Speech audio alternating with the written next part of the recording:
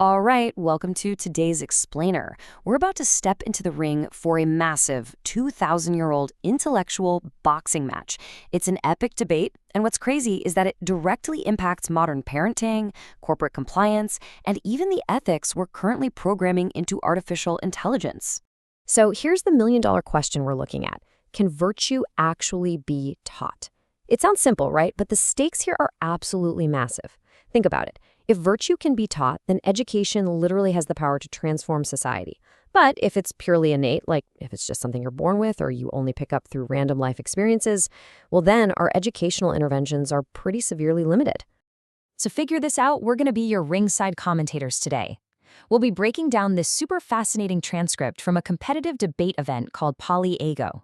We're going to completely impartially explore the clash between two heavy-hitting perspectives here. An affirmative side that specializes in educational philosophy, and a negative side grounded deep in moral psychology. Here is the matchup card for the explainer. We'll start with the eternal question itself, run through the affirmative and negative arguments, hit the major intellectual clash over definitions, and finally reveal the judge's verdict and our big takeaway. Okay, Section 1, the eternal question. Let's set the ground rules before that first bell rings, just so we know exactly what we're arguing about. For this debate, both sides actually agree on a shared baseline. When they say virtue, they aren't just talking about memorizing manners. They're referring to deep, socially desirable personality traits. We're talking about honesty, courage, fairness, temperance, and compassion. The real question is whether these profound inner traits can be purposefully transferred from a teacher to a student. Moving into Section 2, affirmative education works. In the blue corner, the affirmative side comes out swinging with a really clear thesis. Education absolutely works, and it actively increases the probability that a person will develop virtue. They build their case on three really solid pillars.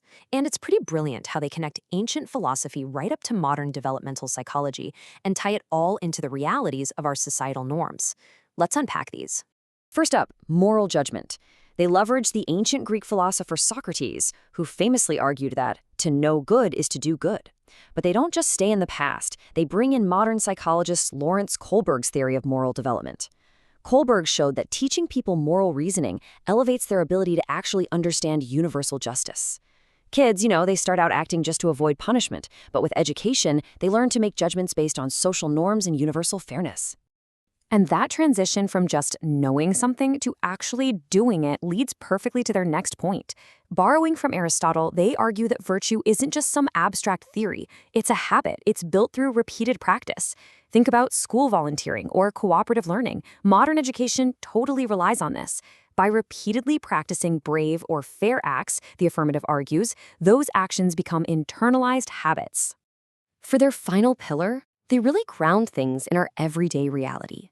They point out that from parents teaching their kids not to lie, to corporate compliance training, right up to civic laws, our entire society relies on the fact that education fosters responsibility. If virtue couldn't be taught, all these massive societal systems would be completely meaningless. They acknowledge individual differences exist, sure, but argue that varying success rates don't mean the education itself is broken. All right, Section 3, negative. Virtue cannot be taught. Over in the red corner, the negative side throws a major counterpunch. They aren't saying education is totally useless, but they draw a hard, definitive line when it comes to virtue. They come back with three pillars of their own, basically arguing that virtue just cannot be taught, because true virtue is a deeply internalized character trait. It's not just a set of memorized rules or outward behaviors. Their first major hit? Knowing is definitely not doing.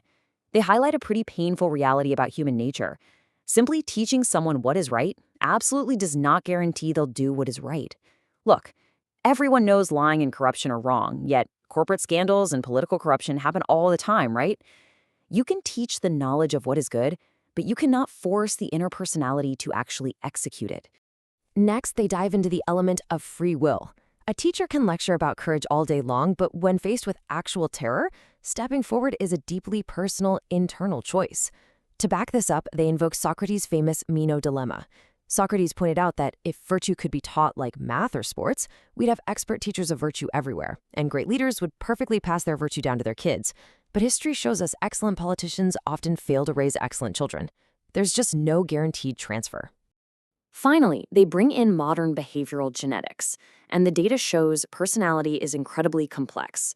It's a huge mix of genetic predispositions, early home life, peer relationships, and random life events. Planned educational interventions in schools, that's just one tiny slice of a very large pie.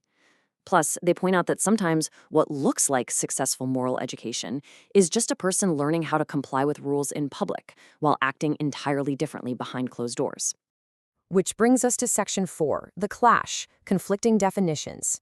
Let's move to the cross-examination phase and see how this builds into the ultimate intellectual climax of the debate. This is where the sparks really fly. Boom! The crucial point is totally exposed. These two sides completely disagree on what the word teach literally means. The affirmative argues that teaching simply means increasing the probability of a student acquiring a trait. But the negative? They argue that true teaching must mean directly and reliably transferring that inner character. This leads to some really brilliant sparring using analogies. The affirmative says, look, a coach teaches sports even if the player is the one swinging the bat. A math teacher teaches formulas even if some students fail the test. Teaching is about guiding, not implanting. But the negative fiercely counters. They say sports have objective metrics, and math is stable knowledge. Virtue, on the other hand, is highly situational and requires an unpredictable, internal moral choice. You just can't equate teaching algebra with teaching courage. And that brings us to Section 5, the verdict, and our lesson. The bell rings, the cross-examinations wrap up, and the debate concludes. We finally turn to the judge's impartial synthesis to see who actually won this bout.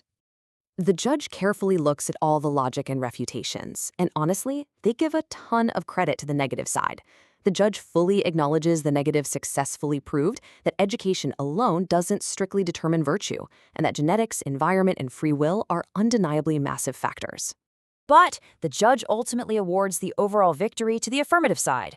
Why? Well, they decided the negative's definition of teaching was just way too strict. If teaching required a 100% guaranteed transfer of inner essence, then almost nothing in the world could be considered teachable. The affirmative's definition, that teaching means systematically promoting growth and increasing the likelihood of virtue through moral reasoning and habit building, was ruled as much more practical, realistic, and reflective of how society actually functions.